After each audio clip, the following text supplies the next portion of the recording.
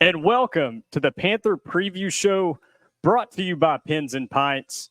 I'm your host, Logan Quinton, here with head coach of the Powell Panthers, Matt Lowe. Folks, if you haven't heard about it, if you haven't been, you need to check it out. They're giving us exclusive access right here at 1336 East Emory Road, basically right here on the Powell and Halls line. It's a beautiful spot. The more times I come here, the more I see people. The place is buzzing, night in and night out. They have pinball tournaments every Sunday at 4:30 p.m. An awesome place to come, family friendly.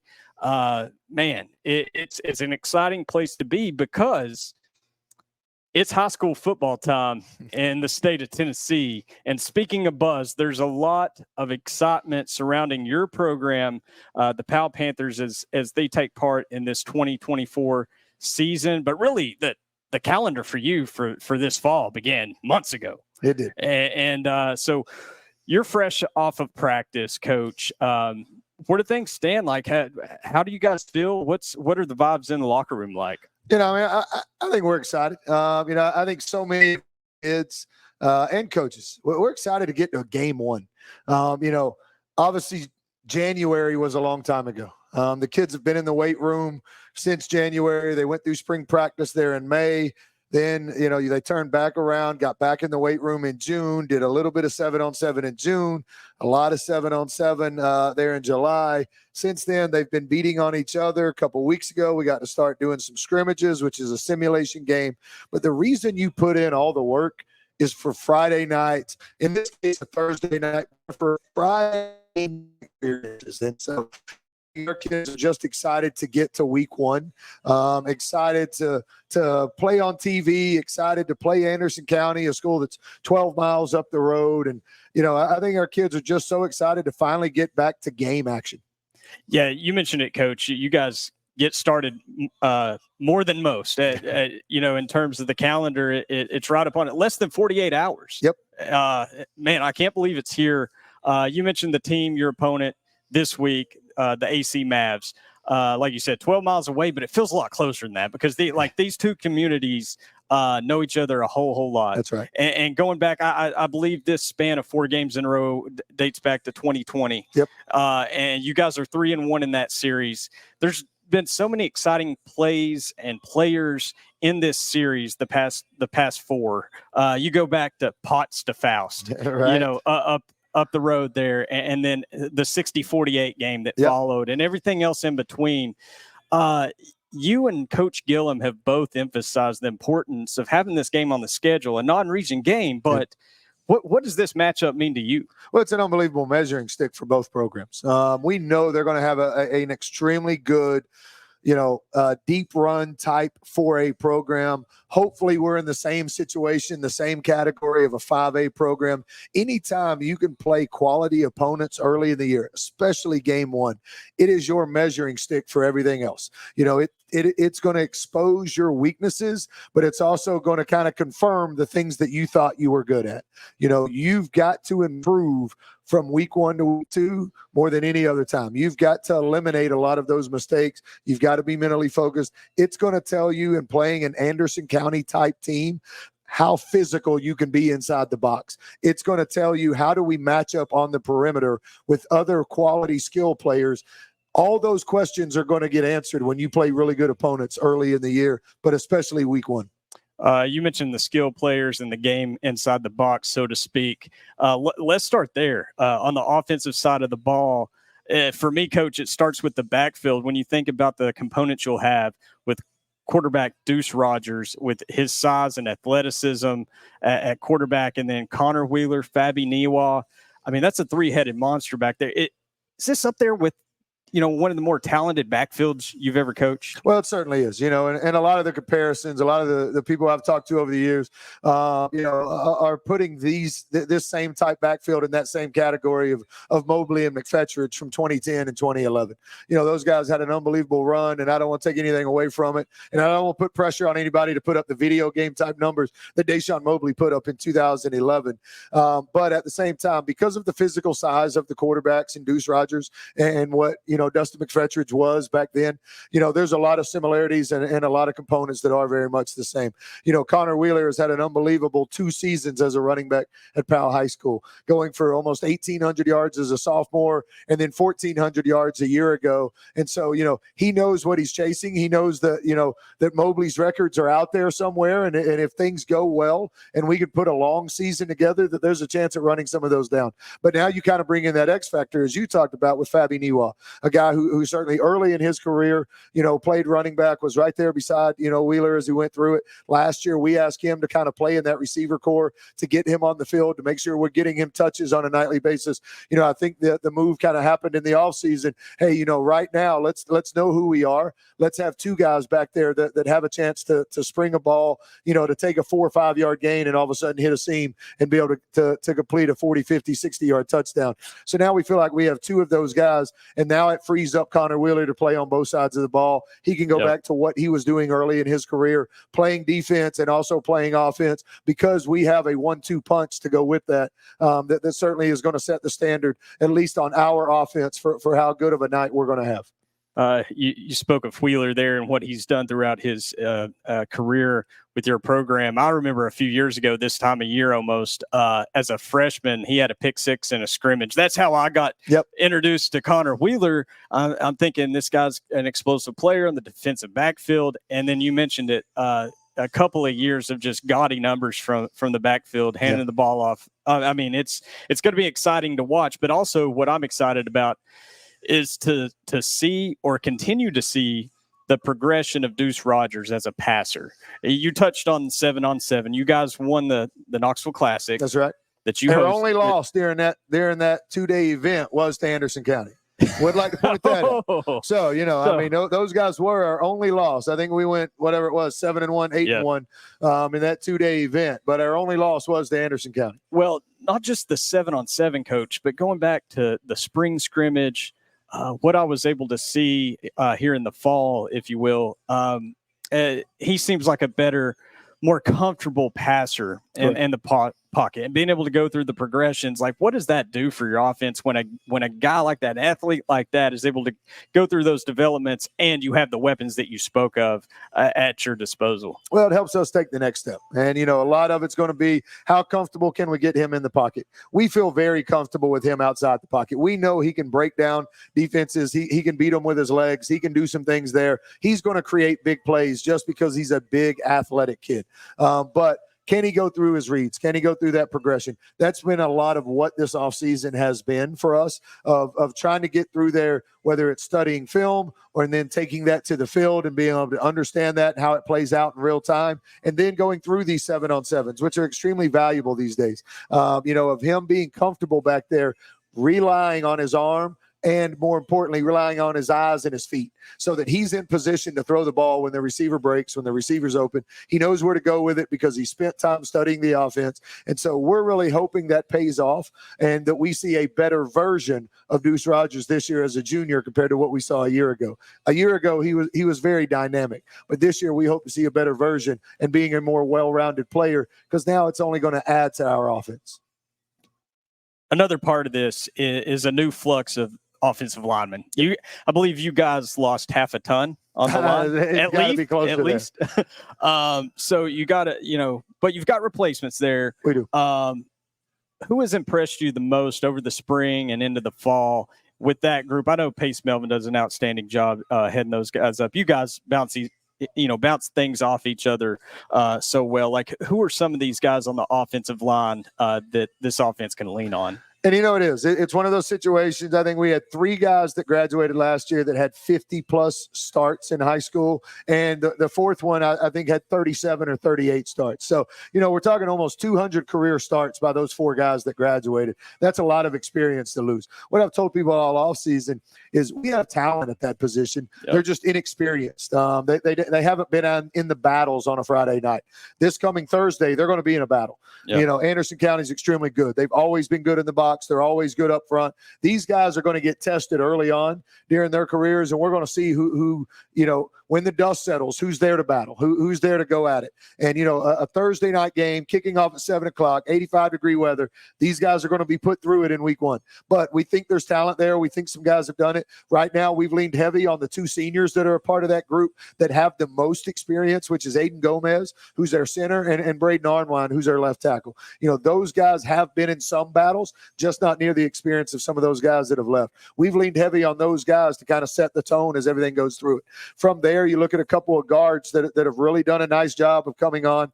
One is Tucker Massengill, the younger brother of Jesse Massengill, who is one of those guys who graduated. Another couple of guys are Caleb Lewis, who is a rising sophomore, and Gavin Bird, who's a rising junior that's been in some of those battles. And then Brody Naughton's a young man who's a rising junior that we've been very impressed with. We did know a lot about him during freshman year, started to come on as a sophomore, but has really had a big offseason of developing his body. And now he's carried that over to the field, during scrimmages. And we expect him to be somebody we can count on at right tackle throughout this season. And so we've been very impressed with him up to this point. And Mayo's another one who's in there playing some at guard, some at center, that's going to have to give us some depth there, but is one of those first guys off the bench anytime somebody's having a tough night or there might be a tweak that we need to get corrected. We can feel confident we can send him in the game and help us out. Man, lots to get excited about on the offensive side of the ball, especially as you touched on, if that offensive line can continue to take the steps they need to take. Folks, just a reminder, we're here at Pins and Pints, 1336 East Emory Road. Man, they've got more than just pinball here. They've got darts. They have Singo every Monday from 7 to 9, food and libations. Man, they've got things on tap. For the adults, man, some of these, Coach, we were looking at some of the pinball machines. Yeah. They've got what they call classic machines and also more modern machines. I remember we were talking about some of these machines I remember playing growing up. They've got Alien Poker, the NBA Fast Break, kind of that mid-90s theme going on. And I just like sitting here because about every 4 or 5 minutes, the Terminator continues to talk to me over here. And so every 4 or 5 minutes, he's going to speak up and remind me, exactly what's going on in Terminator land back here. So it's a pretty cool venue, without a doubt. I'm looking forward to when we get done putting these headsets down, going through and trying out a few of these machines, because it's been a day or two since I've sat in front of a pinball machine and had some fun. We may hear John Travolta say something about Big Kahuna Burger here in a second with that Pulp Fiction machine's got my name written all over it. Well, hey, we got Guns N' Roses down there in the corner, so if Axel wants to start spinning it off, that's where I'll be. I know you. But no, seriously, folks, they're about a month and a half in, and I've been here a few times, and it seems to be more and more people. They've given us exclusive access tonight to bring you guys the Panther preview. Can't thank these guys enough. The wings are outstanding. Coach is about to partake in some of that. Yes, sir. I'll put my name on them. These wings are from Springer Mountain. They're organic chicken wings. Man, they're so good. Coach, you mentioned the Terminator machine. Yeah. You've got some Terminators on the defensive side of the ball. Nice segue there. Well played. I've done this a time or two. Well done. Just wait till we get to the cookies. Oh, nice. Okay. In all seriousness, Abu Kiefer, what did that mean to you? Like the impression he had from the defensive side of the ball last season, and what does he mean to this program going into this fall? I mean, simply enough, we love all three of those linebackers. We got three guys that are all returning starters. A couple of them had started some as sophomores. But Kiefer last year, I think he was right at 100 tackles. Yes. But he's really a guy who's just reckless out there. He's going to throw his body around, whether it's making plays out in open space or whether it's coming off the edge and setting the edge with being a big physical presence. He's tough to miss. He's a guy who's squatting 500 pounds during the offseason. He's a guy who looks the way high school linebackers and even college linebackers are supposed to look. But he's a guy who's going to throw his body into people, and every now and then he might come up and miss, but that running back knows that when they watch film, hey, you better know where 22 is on the field, because he's going to throw his hat around. Yeah, and there's some other guys too, really at every level of the defensive side of the ball. Iverson Garcia, Cordell Thomas, Brody Hollowell. You've got some playmakers back there, but you touched on it with Kiefer and his attitude. How well does this group's identity fit into what you want from that defensive unit? Well, it is exactly what it needs to be. At the high school level, we need a bunch of guys that are going to chase the football. And that's exactly what we have. I think we're one of the more athletic. We might not have the size of some of the other defenses in this area, but we're one of the more athletic defenses in this area, and especially in 5A football. And I think we're going to put 11 guys on the field that are going to chase the ball from snap to whistle. And so that's exactly what you can expect when you go out there and watch. I think Cardell Thomas is one who maybe has benefited a little the last couple of years from Steven Stoles being on the other side of the field and has maybe pushed some things his way. Well, now it's going to flip around on Cardell a little bit. Cardell had 12 sacks last year, and I think 25 quarterback pressures. Now Cardell's going to be identified by every opponent that we go against, and now he's going to have to push guys. Guys are going to try to avoid him from week to week, and now it gets to the point where people are going to be running away from him, and now some of those other guys are going to get to benefit. Iverson Garcia being one of those, Caleb Akers being one of those. There's going to be some guys that are going to benefit because they know Cardell's coming off that weak edge. And so I think it spills over into the linebackers. Adrian Darty's a multi-year starter for us at Mike. He's making all the calls. He's getting us lined up. He's telling us where we need to be. He's a guy that's been in battles before. He's going to certainly, take care of those A-gaps and chase things down on the sideline. And then Jonte Dunn usually is that weak side linebacker who's as dangerous out in the pass game, getting underneath those hooks, those curls, those flat routes, as he is coming off the edge and putting pressure. And so we're excited about that entire group. We're excited about that box. But the one identity I think our defense has right now is they're going to chase the ball, until multiple hats get there. Any newcomers that have because you guys have a theme with that going back the last few years. Brody Hollowell is one of them that's still with the program, but he made the impression as a freshman right away. Connor Wheeler, same thing, going back a few years. Who are some newcomers that fans can get used to hearing about as the season goes along? Yeah, I think there's a couple of guys that have really put themselves in position to make a lot of plays on Friday nights. And I think offensively, one of those guys is certainly Zion Jackson. He's a sophomore wide receiver for us. Even as much as 3 weeks ago, for the most part, he was a backup. He was probably looking at, being a JV guy who gave some snaps on a Friday night. And then because of an injury that hopefully has cleared itself up, there were some opportunities to play with the one unit. All he's done since then is take advantage of that opportunity. And, that speaks volumes for him being prepared, being ready. But that also speaks, it is the same mantra that we tell all these guys all the time, man. You're one play away from being in there with the ones. You've got to be ready. When that opportunity comes, are you ready to play on a Friday night? And so certainly through scrimmages, he has proven that he's ready. He's a guy that I think is going to be a factor for us that we're going to have to find ways to get the ball to. He does some things with his feet and with his hips that put him in position to create mismatches. So certainly on the offensive side in the skill department, he's probably one that maybe didn't play a lot last year, but is certainly ready to have that kind of season this year. On the other side, like you were talking about with Brody Hollowell starting last year as a freshman, there's another freshman on the defensive line that we think has a chance to be really good. And he's a weak side guy. He's a speed rush guy, Joshua Kay. He's a young man who, ever since he's come in, he's a very smart football player, takes coaching extremely well, but he can flat out run. He doesn't mind contact. He's been in there in some of the battles versus our one offensive line, and he's holding up extremely well. And for a freshman to do that, especially with an offensive defensive line position, that's not the norm. Sometimes those guys back in the secondary can jump in there and make plays, but for a freshman to be on the defensive line and for him to have the impact going into week one that he's had to this point, we expect him to have a big year. One new thing, but also new wrinkle to the mix on the defensive side of the ball. You got a guy, Zack Gibson, that has been in charge of strength and conditioning. That's right. And also just energy, just in general. Now he's going to call plays on the defensive side of the ball. Like, what does his utility mean to this program? Well, it's unreal. And, he kind of cut his teeth in coaching as a defensive back coach, and then his role continued to grow. He fell in love with the weight room if he hadn't already or always loved it. So certainly that was a big thing that he's done for us over the last 4 or 5 years.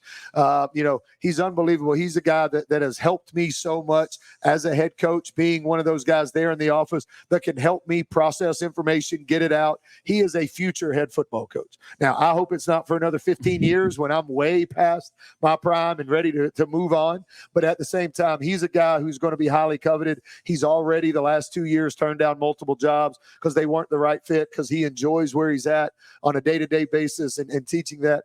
But now his role has expanded even more. He's calling the defense. It all kind of sits on him. He has some great guys with Herman Lathers and Jackson Daniel and Dan Thompson there right in his back pocket that are helping him get everything set. But I've told him, hey, man, on a Friday night, it's going to be different.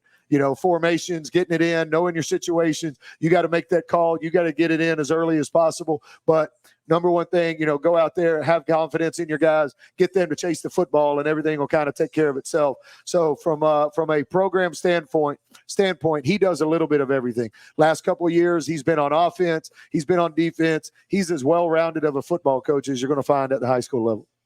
All I had to do is mention Gibby's name, and we get chicken wings. It's weird how that works. Yeah, exactly. It's instant. As soon as you mention it, hey, food.